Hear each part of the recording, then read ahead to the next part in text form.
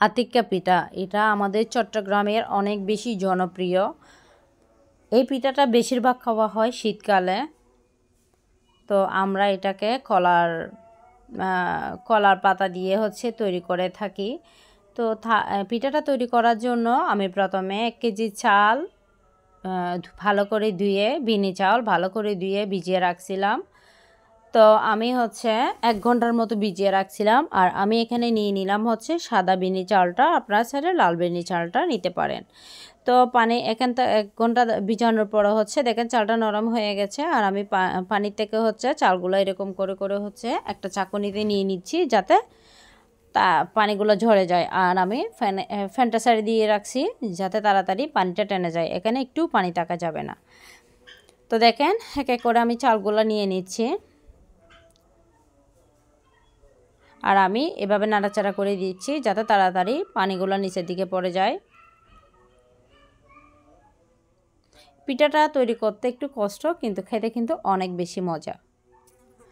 তো চালগুলা শুকাইতে থাকুক, প্যানটা ছেড়ে দিলাম। এদিকে আমি 10টা চম্পা কলা নিয়ে নিলাম। আপনারা চাইলে সাগর কলা, বাংলা কলা যেটা ইচ্ছে সেটা নিতে পারেন। আর কলাগুলা খেয়াল রাখবেন, কলাগুলো যাতে নরম থাকে। তো আমি একটা বড় বল নিয়ে নিলাম, যেহেতু আমার এখানে চালের পরিমাণটা বেশি। তো আমি এখন আমি কলাগুলাকে ছিলে ফেলবো। এক এক করে আমি কলাগুলোকে ছিলে নিচ্ছি। আমার কাছে চম্পা কলার ঘ্রাণটা অনেক বেশি ভালো লাগে, তাই আমি চম্পা কলাটা নিছি। তো আমি এখন কলাগুলো পেস্ট করে ফেলবো একদম, এখানে কোনো দলা থাকা যাবে না।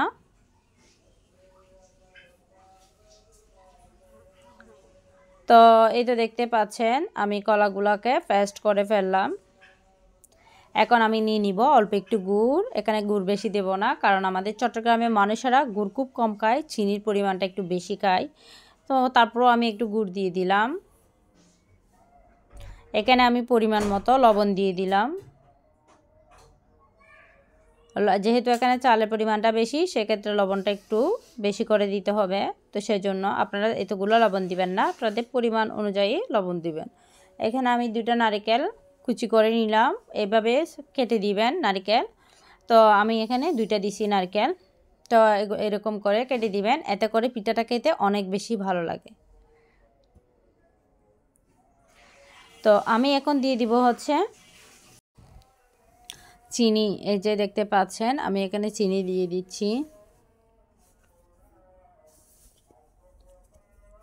একটু খেয়াল রাখবেন, কলাতে যেহেতু চিনির পরিমাণটা থাকে, মিষ্টি থাকে, আর গুড়ের মধ্যেও মিষ্টি।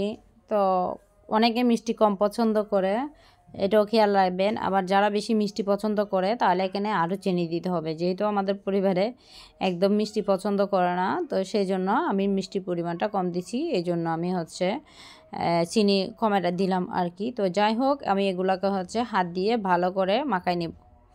কিছু করার নাই, এগুলো হাত দিয়ে মাখতে হবে। বাঙালি মানুষ, হাত দিয়ে মাখার মজাটাই অন্যরকম। তো মাখানোর পরে আমি এগুলোকে অফ ক্যামেরায়ও মাখছিলাম। এরপরে আমি চালগুলা দিয়ে ভালো করে কষলাই ফেলবো, একদম ভালো করে মাখাই ফেলবো। দেখেন একদম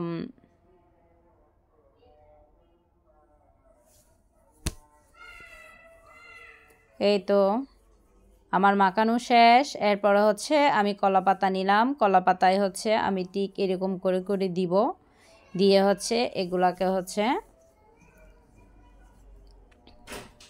আমি বটে দিব।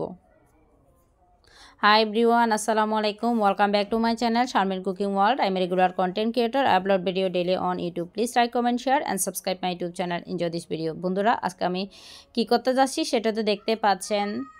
তো আশা করি ভিডিওটা আপনাদের ভালো লাগবে। এটা আতিক্কা পিঠা।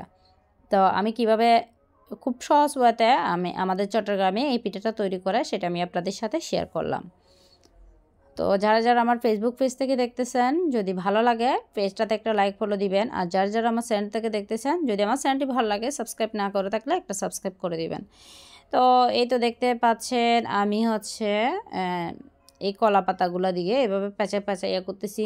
দেখেন আমরা শহরের বাড়িতে থাকি, এখানে খোলা পাতা খুব কম পাওয়া যায়। আর এখানে তো আমার নিজের গাছ না, আমি ইচ্ছা মতো পাতা দিব।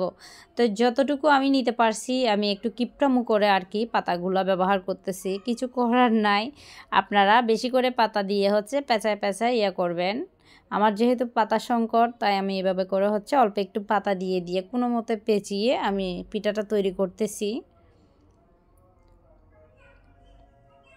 তো আমি এক এক করে হচ্ছে সবগুলা পিঠা এভাবে পেঁচায় নিলাম। এই তো দেখতে পাচ্ছেন এখানে আরও অনেকগুলো পিঠা আছে, আমি তারপর আপনাদেরকে অল্প একটু দেখালাম। এই যে দেখেন,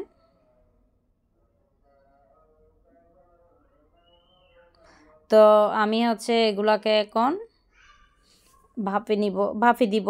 তো আমি একটা রাইস কুকারের জালি এখানে পাতিলের উপরে বসিয়ে দিলাম, নিচে গরম পানি দিলাম আর কি ভাপে। তো যাই হোক, এক এক করে হচ্ছে আমি পিঠাগুলো দিয়ে দিচ্ছি। পিঠাগুলো আমি এক এক করে দিয়ে দিচ্ছি। আর পিঠাগুলো দেওয়ার পর যেটা করবেন সেটা হচ্ছে ঢাকনা দিয়ে এটাকে ঢাকায় রাখবেন যতক্ষণ না এই ভিতরের চালগুলো ফুটে। প্রথমে আমি নিচে একটা দিলাম, এর উপরে হচ্ছে এক এক করে আমি এগুলা দিয়ে দিচ্ছি। তো আমার একটা জিনিস হচ্ছে মিস্টেক হয়েছে, সেটা হচ্ছে আমি ওই যে ঢাকনা দিয়ে ইয়া করার সময় আপনাদেরকে এটা দেখাতে পারি নাই। তো ফাইনালি হয়ে গেল আমার আতিক্কে পিঠা।